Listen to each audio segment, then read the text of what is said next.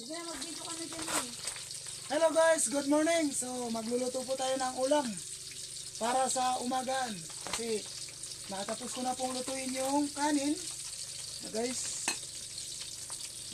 ito po, ipapakita ko po sa inyo mga niluto ko.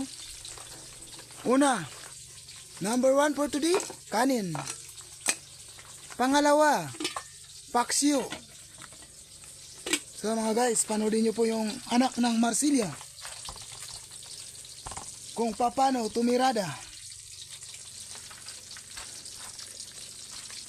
So guys, sa ngayon po ay nagpiprito po ako ng 5 pirasong kalapato.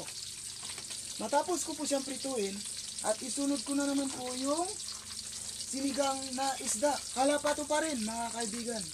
At isunod ko na naman po yung inihaw na bangus. Ito mga guys, bangus po yan ha.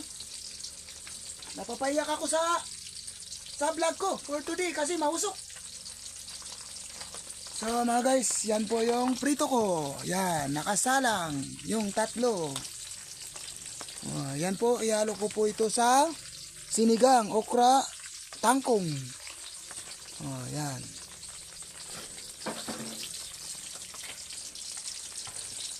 Panoodin nyo po yung video ng anak ng Marsilia ngayong umaga, October 18. Guys, so i-like at i-share nyo po sa iba at i-follow yung anak ng Marsilia Vlogger. Ay isang mahirap lang po, pero mahal ko po kayong lahat. Shoutout po dyan sa lahat ng mga taga Burak at sa lahat ng mga taga Marsilia. Shoutout sa inyo. Sa lahat ng mga taga Banondaan, shoutout sa inyo. Walang lugi. At sa lahat ng mga taga Coron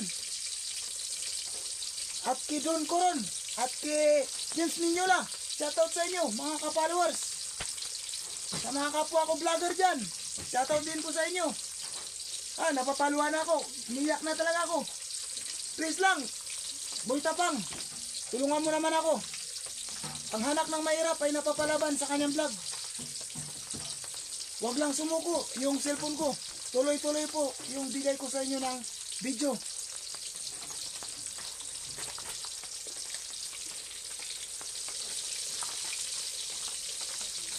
So, thank you for watching. Good morning. Mahal ko po kayong lahat. Ingat po kayo araw-araw at manalangin sa Panginoon na sana po ay walang dilubyo na pumunta sa ating kabuuan ng Coron.